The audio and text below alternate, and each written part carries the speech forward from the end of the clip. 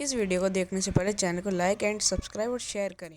धर्मपुर नाम का एक छोटा सा गांव था जहां कुछ समय से ऑटो रिक्शा वाली चुड़ैल का खौफ फैला हुआ था। कुछ लोगों का कहना था कि रात को गांव में एक ऑटो रिक्शा वाली चुड़ैल घूमती है और जो कोई भी उसकी ऑटो रिक्शा में बैठ जाता है वो फिर कभी वापस नहीं आता, जिस वजह से रात के समय लोग ऑटो रिक्शा में बैठने से बहुत डरते थे। तभी एक रात एक आदमी जो उस गाँव में नया था ऑटो रिक्शा ढूंढ रहा था। अरे ये कैसी जगह पर आ गया मैं, एक भी ऑटो रिक्शा नहीं है यहाँ पर। तभी उसे एक सब्जी वाला वहाँ से अपना ठेला लेकर जाता हुआ दिखाई देता है। अरे ओ भैया, जरा सुनो तो। हाँ बोलो भैया। यहाँ पर कोई ऑटो रिक्शा मिल सकती है क्या? मुझे अर्जेंटली सोनपुर गांव पहुँचना है। लगता है आपका दिमाग खराब हो गया है, तभी इतनी रात को इस गांव में ऑटो रिक्शा ढूंढ रहे हो। मतलब? अरे रात को गांव में एक चुड़ैल ऑटो रिक्शा लेकर घूमती है। अगर गलती से भी आपको वो मिल गई ना तो फिर कभी आप वापस नहीं मिल पाओगे। इसलिए खैरियत यही होगी कि चुपचाप यहाँ से पैदल पैदल निकल जाओ। हाँ, ये सब बोलकर सब्जी वाला वहाँ से चला गया, लेकिन बिरजू पर उसकी बातों का कोई असर नहीं हुआ। वो अभी भी ऑटो रिक्शा ढूंढ रहा था कि तभी कुछ देर बाद एक ऑटो रिक्शा उसके सामने आकर खड़ी हो गई। ऑटो चालक ने अपने चेहरे पर एक मास्क पहना हुआ था और सर पर एक टोपी पहनी हुई थी और खाकी रंग के कपड़े पहने हुए थे। क्या बात है साहब, इतनी रात को इस गाँव में इस तरह घूम रहे हो? कहीं जाना है तो मैं छोड़ दूं? अरे हाँ भाई, मुझे सोनपुर गांव जाना है, जल्दी से चलो। ठीक है, बैठो साहब। बिरजू ऑटो रिक्शा में बैठा तभी ड्राइवर ने उससे पूछा, लगता है आप इस गांव में नए हैं, क्योंकि रात के समय तो इस गांव में ऑटो रिक्शा में मुश्किल से ही कोई बैठता है। सबको पता है कि रात को गांव में ऑटो रिक्शा वाली चुड़ैल घूमती है। हाँ नया हूँ, लेकिन तुम्हें इससे क्या लेना देना? लेना देना तो कुछ नहीं, लेकिन ऐसे ही पूछ लिया। अच्छा वैसे आप इतनी रात को किस काम से सोनपुर जा रहे हो? अरे भाई, तू ऑटो ड्राइवर है या कोई न्यूज रिपोर्टर जो एक एक बात को कुरेद कुरेद कर मुझसे पूछ रहा है? चुपचाप अपना ऑटो चलाने पर ध्यान देना। मैं तो वही कर रही हूँ। कर रही हूँ मतलब? कौन हो तुम? वही जिसके डर से ये गांव वाले रात को ऑटो रिक्शा में नहीं बैठते। क्या? तभी ऑटो रिक्शा रुक जाता है और ऑटो ड्राइवर अचानक पीछे मुड़ता है और अपने चेहरे का मास्क हटाता है।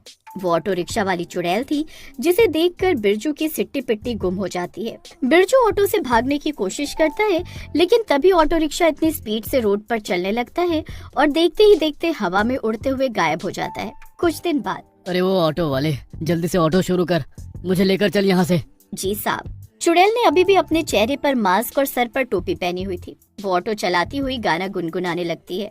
अमावस की रात है, मोर गाए, पपी है गाए, झूमे चंद्रमा। अरे ये कैसा भूतिया गाना गा रहे हो तुम? जब मैं खुद भूत हूँ तो भूतिया गाना ही तो गाऊंगी ना। क्या? सच सच बताओ, कौन हो तुम? चुड़ैल पीछे मुड़कर अपने चेहरे से मास्क हटाती है और ऑटो रिक्शा उड़ते उड़ते हवा में पहुंच जाता है और वो आदमी गोपाल भी चुड़ैल के साथ ऑटो में कहीं गायब हो जाता है। उसकी पत्नी को उसकी बहुत चिंता होती है। जब कई दिन तक भी राधा का पति गोपाल घर नहीं आता तो वो परेशान होकर मंदिर में पंडित जी के पास जाती है, जहाँ पर पहले से ही कुछ लोग थे और उन सब की भी यही समस्या थी कि उनके घर के कुछ सदस्य जो रात को किसी काम के लिए निकले थे अचानक गायब हो गए। मैंने ध्यान लगा कर देखा है, तुम सब लोग बिल्कुल ठीक कह रहे हो कि ये उस ऑटो रिक्शा वाली चुड़ैल का काम है, लेकिन मुझे समझ नहीं आ रहा कि अचानक गांव में ये ऑटो रिक्शा वाली चुड़ैल कहां से आ गई और इस तरह लोगों को ऑटो में बिठाकर लेकर जाने का उसका मकसद क्या है? ये सब तो आप ही पता लगा सकते हैं बाबा, क्योंकि आपके पास ही ऐसी सिद्धियां हैं। हमारे घर वालों को ढूंढने में आप हमारी मदद कीजिए। ठीक है बेटी, अगर ऐसी बात है तो मैं आज रात गाँव में जाऊंगा और ऑटो रिक्शा वाली चुड़ैल का इंतजार करूंगा। रात होते ही पंडित जी गांव में सैर पर निकल जाते हैं। वो गांव की हर एक गली और रोड पर घूमते हैं। तभी उन्हें घूमते घूमते एक ऑटो नजर आता है। वो जल्दी से ऑटो के पास जाते हैं। अरे ऑटो वाले, जरा ऑटो तो रोकना, मुझे पास वाले शिव मंदिर में जाना है। नहीं नहीं नहीं, मैं अभी कहीं नहीं जाऊंगा, बहुत रात हो गई है, इसलिए मैं अपने घर जा रहा हूँ। मंदिर पास में ही है तो आप पैदल चले जाइए। अरे नहीं, मैं पैदल मंदिर तक नहीं जा सकता, मेरे पैर में बहुत दर्द हो रहा है, तो मुझसे चला नहीं जा रहा। तुम एक काम करो, मुझे ऑटो में छोड़ दो। अरे लेकिन मैं आपको अपने ऑटो में नहीं बिठा सकता। पंडित जी समझ जाते कि ये वही चुड़ैल है, इसलिए वो जबरदस्ती उसके ऑटो रिक्शा में बैठने लगते हैं। लेकिन तभी उनके सामने से ऑटो रिक्शा कहीं गायब हो जाता है। अरे ये क्या हुआ? ये ऑटो रिक्शा तो अचानक मेरे सामने से गायब हो गई। ऐसे मैं लोगों का पता कैसे लगा पाऊंगा? मुझे कल फिर से आना होगा और चालाकी से इस चुड़ैल को अपने मंत्रों की शक्ति से बांधना होगा। पंडित जी अगले दिन फिर से रात के समय ऑटो रिक्शा ढूंढने लगते हैं। गांव में ऑटो रिक्शा वाली चुड़ैल के डर से बाकी ऑटो वालों ने रात के समय ऑटो चलानी बंद कर दी थी, इसलिए अब सिर्फ चुड़ैल की ऑटो रिक्शा ही रात में नजर आती थी।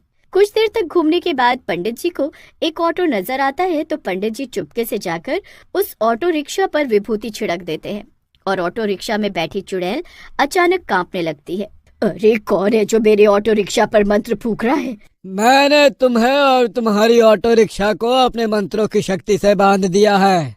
अब तुम्हें मुझे इस ऑटो में बिठाकर शिव मंदिर तक ले जाना होगा और वहीं तुम मुझे सब कुछ बताओगी भी। हाँ नहीं, मैं ऐसा कुछ नहीं करूंगी। ऐसा तो तुम्हें करना ही होगा, क्योंकि अब मैंने तुम्हें अपने मंत्रों की शक्ति से बांध दिया है। जल्दी यहाँ से चलो। पंडित जी चुड़ैल के ऑटो रिक्शा में बैठ जाते हैं और चुड़ैल को जबरदस्ती उन्हें शिव मंदिर तक लेकर जाना पड़ता है। लेकिन वहाँ पर पहुँचने के बाद चुड़ैल अपने ऑटो को आगे नहीं बढ़ा पाती और वहीं पर अटक जाती है। मेरा ये ऑटो आगे क्यों नहीं बढ़ रहा? मुझे मुक्त करो, मुझे यहाँ से जाने दो। तुमने गांव के बहुत से लोगों को इस ऑटो में बिठाकर गायब किया है। तुम्हें मुझे उनके बारे में सब कुछ बताना होगा। पंडित जी चुड़ैल पर विभूति छिड़कते हैं और चुड़ैल उनके पीछे पीछे उड़ती हुई अंदर शिव मंदिर में आ जाती है। तुम सब लोगों को इससे डरने की कोई जरूरत नहीं है। अब ये पूरी तरह मेरे वश में है। चलो अब मुझे बताओ कि तुमने गांव वालों के साथ ये सब क्यों किया? क्यों तुम ये ऑटो रिक्शा वाली चुड़ैल बनी? उन लोगों का पता जल्दी से हमें बताओ। मेरे पास अब उन लोगों का पता नहीं है। वो सब लोग तो भगवान के पास जा चुके हैं। क्या? इसका मतलब तुमने मेरे पति को मार दिया? तुम्हें तो भगवान कभी मुक्ति नहीं देगा। तुमने मासूम लोगों के साथ इतना बुरा किया। बिल्कुल भी नहीं, मैंने कभी किसी मासूम के साथ कुछ भी बुरा नहीं किया। और तुम्हारा पति कोई दूध का धुला हुआ इंसान नहीं था। मेरे ऑटो रिक्शा में बैठने से पहले उसने एक आदमी को लूटा और फिर उसे मार दिया। वो अक्सर लोगों के साथ ऐसा करता था, इसलिए मैंने उसे उसके कर्मों की सजा दी। लेकिन लोगों को उनके कर्मों की सजा देने वाली तुम कौन होती हो? अरे ये सब तो भगवान का काम है और यहाँ पर न्याय अन्याय का फैसला करने के लिए पुलिस मौजूद है।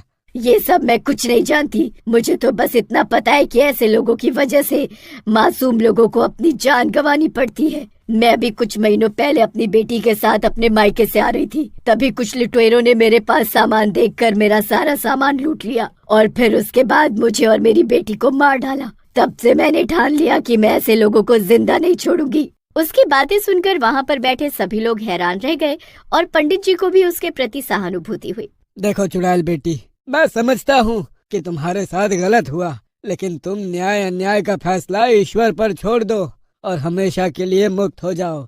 मैं तुम्हारी मुक्ति कराना चाहता हूँ। नहीं पंडित जी, मैं मुक्त नहीं होना चाहती। मैं इसी गांव में ऑटो रिक्शा वाली चुड़ैल बनकर मासूम लोगों को ऐसे दरिंदों से बचाना चाहती हूँ।